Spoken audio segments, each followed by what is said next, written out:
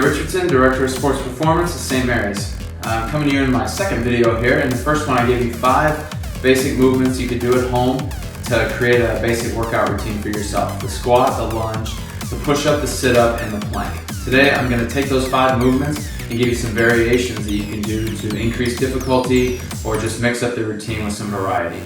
So we'll start with the squat. So the most important thing here for switching it up is going to be foot placement. Okay, so before I taught you, a basic shoulder width squat, let's try bringing those feet all the way in and doing your squat from here. Okay, that's going to change the movement pretty significantly. You'll definitely feel a difference. Another thing you can do is go wide leg. So point my toes out a little bit, wider stance, and squat here. Okay. A couple things you can do to mix up your squats. Another thing you can do is an offset squat. Okay, got my son's little basketball here. Okay, put one foot on there, one foot on the ground. I'm gonna do my squats here. Okay, and it might seem fairly simple, but you're gonna notice with the instability in the one leg, you're gonna be putting a lot more weight on here. So it's gonna kind of isolate the one leg, and it's gonna give it more resistance. All right, so it's gonna change it up pretty significantly. Another thing you can do is simply just hold something heavy, across your chest or out in front of you, something like that. That'll add some resistance to the movement. Okay, now with the lunge, in this chair,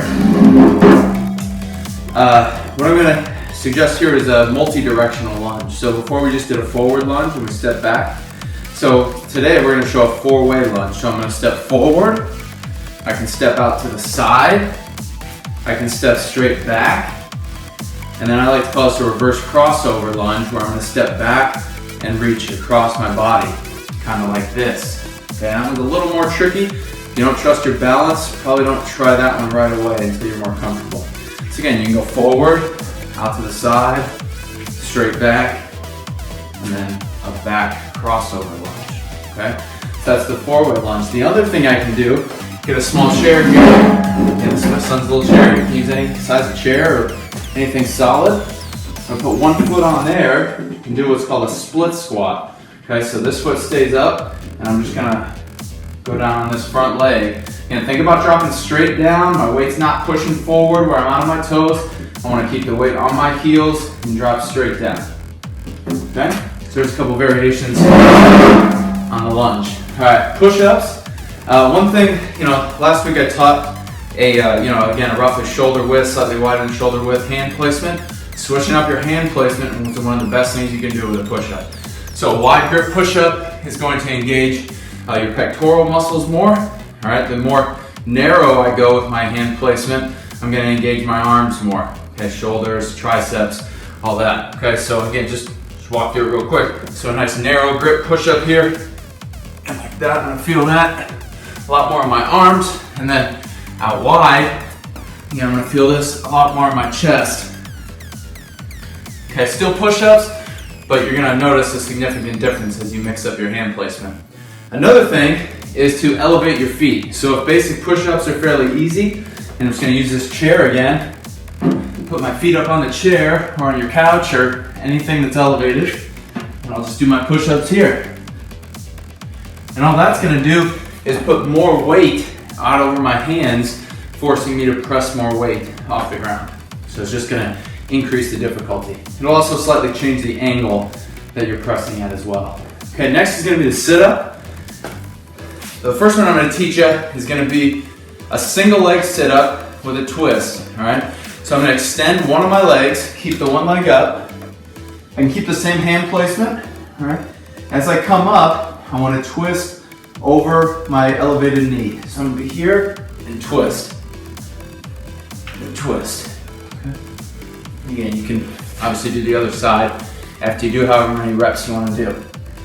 The last one on a sit-up, another variation, is called a V-up. Now on a V-up, I want to think about making a V shape with my body. So I'm going to lay flat on the ground, and I'm going to try to keep my legs as straight as I can. This will be easier if you're more flexible.